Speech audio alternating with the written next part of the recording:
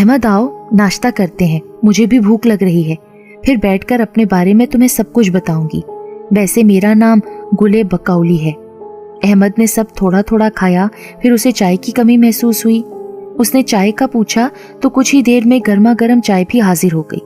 खाना और चाय इस कदर मज़ेदार थी कि उसने कभी किसी होटल में भी नहीं पी थी। चाय पीते ही उस पर नींद का गलबा तारी हो गया, मगर वो उसके बारे में पूछना चाहता था। तुम मुझे बताओ ना कि तुम कौन हो। हाँ, मैं भी तुम्हें सब कुछ बताना चाहती हूँ। मैं कोई चुड़ैल नहीं हूँ, मैं एक परी हूँ। मेरा नाम गुल बकौली है और दूसरे परीजात भी इसी चश्मे के पीछे रहते हैं। हम सब बहुत खुशो-खुर्रम जिंदगी गुजार रहे थे। मेरे बाबा यहाँ के राजा थे, वो बहुत ही नेक थे। वो यहाँ के गरीब लोगों को भेस बदल कर मदद करते थे। पता नहीं कितने घरों का चूल्हा उनकी वजह से जलता था। अचानक पता नहीं कहाँ से यहाँ एक तिलिस्माती आमिल आ गया जो बू सूंघ कर बता देता यहाँ जिन या परी या कोई और चीज है। उस कमबख्त ने हमारे जजीरे पर अपना ठिकाना बना लिया। मेरे अब्बू ने उसे बहुत प्यार से समझाने की कोशिश की। हम किसी को नुकसान नहीं पहुंचाते, तुम यहाँ से चले जाओ, ये हमारा देश है, हमें तंग मत करो। लेकिन वो जादू के जोर से हमें अपना गुलाम बनाकर लोगों को नुकसान पहुंचाना चाहता था। मेरे बाबा के पास ताकत थी, वो कुरान पढ़ते थे, कुरान ही से अमल करते थे। मेरे बाबा ने उससे डटकर मुकाबला किया, मगर जलील इंसान गंदा आमिल था। आखिर मेरे बाबा को शिकस्त हुई और बाबा और माँ को अपनी जान से हाथ धोना पड़े। सारे कबीले वाले मर गए, कुछ यहाँ से कूच कर गए। मेरी वालिदा की दोस्त जरताश थी, उनकी कोई औलाद नहीं थी। वो मुझे लिए उस जजीरे कोहे सुलेमान पर आ गई। उन्होंने मेरी परवरिश एक माँ बनकर की। दिन ब दिन वो बीमार रहने लगी और अब वो दुनिया से कूच कर गई। ये जगह जहाँ तुम बैठे हो, ये कोहे सुलेमान की वादी है। जब मुझे मेरे बाबा और माँ की याद आती है तो मैं हुंजा की वादियों में चक्कर लगाती हूँ, मगर दिन में नहीं, रात को। हमें रात को कोई नहीं देख सकता। वो जालिम तो मर गया है, मगर अब भी मुझे डर लगता है। जिस रोज फजर के बाद तुम चश्मे पर आए थे, मैं यहाँ नहाने आई थी। मुझे यहाँ नहाना अच्छा लगता है। मेरी माँ भी मुझे यहाँ पर नहलाया करती थी। फिर मुझे वहाँ तुम नजर आए और एक ही नजर में मुझे तुमसे प्यार हो गया। मुझे माफ करना, ऐसा नहीं करना चाहिए था। क्या मैं तुम्हें अच्छी लगती हूँ? तुम भी मुझे अच्छी लगती हो। मैं तुम्हारे हुस्न का असीर हो चुका हूँ, मगर मैं मुसाफिर हूँ। 1 हफ्ते बाद कराची चला जाऊंगा। ये लो अहमद, ये तिलिस्माती अंगूठी है, ये तुम ले लो।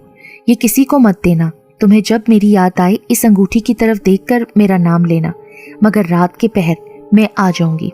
अगर मैं चाहूँ ना तो तुम्हें अपना असीर बनाकर रख सकती हूँ, मगर मैं तुमसे सच्ची मोहब्बत करती हूँ।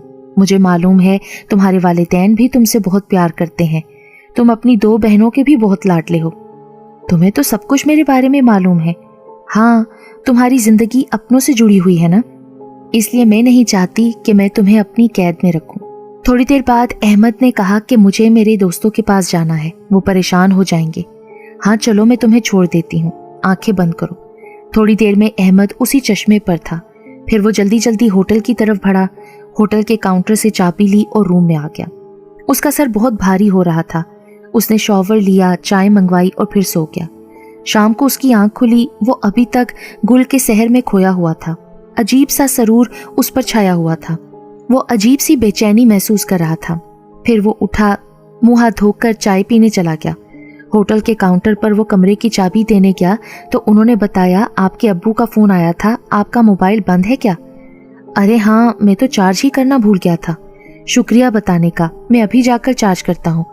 वो कमरे में वापस आया और फोन चार्ज पर लगा दिया। उसने वक्त देखा तो नमाज का हो रहा था। नमाज अदा करके उसने अपने अब्बू को कॉल की। तुम्हारी बड़ी बहन की मंगनी है, तुम जल्दी से वापस आ जाओ।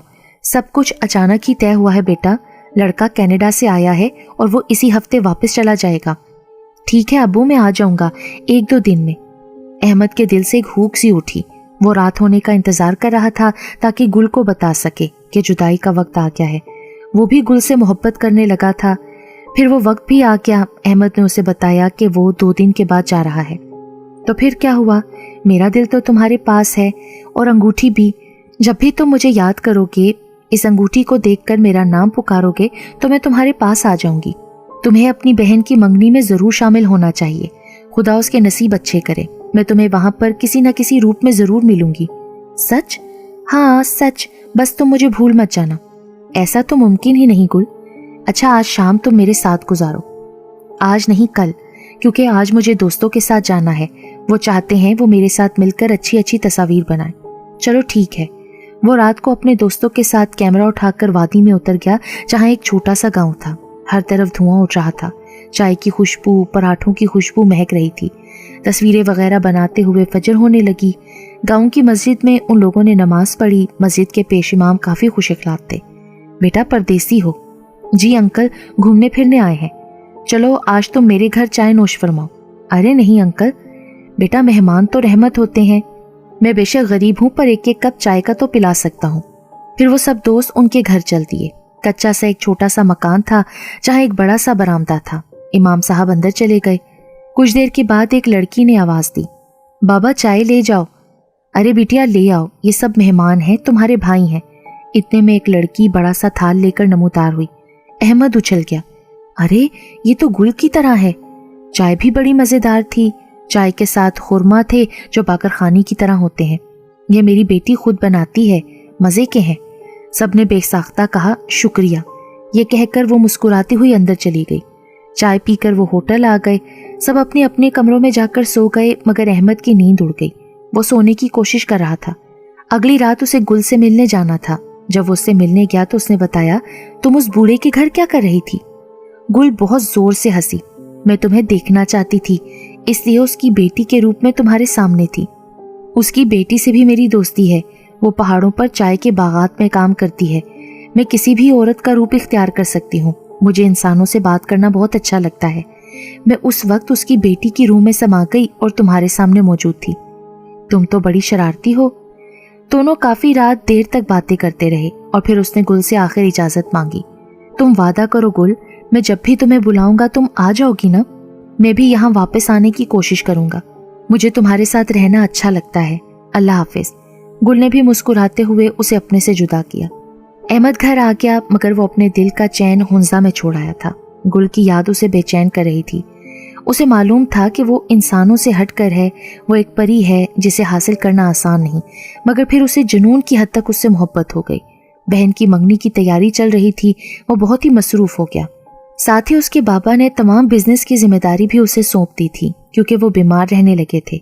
कुछ मसरूफियात कम हुई तो उसने अपने बैग से अंगूठी निकाली और गुल को आवाज दी, गुल तुम कहाँ हो? मेरे पास आओ, मुझे बहुत याद आ रही हो। कुछ देर गुजरी थी, उसे अपने कमरे में वही महकी महकी खुशबू महसूस हुई। खिड़की में से हवा के साथ गुल नमूदार हुई। मैं हाजिर हूँ, बड़ी जल्दी याद किया। माफ करना, मैं बहुत मसरूफ था। मुझे सब पता है। बताओ मंगनी कब है? अगले हफ्ते जुम्मे के दिन। अच्छा। फिर दोनों काफी देर बात करते रहे। सुबह होने वाली थी, फजर की अजान होने वाली थी। गुल कहने लगी, मैं चलती हूँ, मुझे सुबह से पहले जजीरे पर पहुंचना है। जुमे को तुम्हारी बहन की मंगनी में जरूर आऊंगी। कैसे, ये तुम खुद देख लेना। ये कहते हुए वो गायब हो गई। अहमद सोने के लिए लेट गया। सुबह देर तक सोता रहा। 1 बजे सोकर उठा और फिर काम में मसरूफ हो गया। आखिरकार जुमे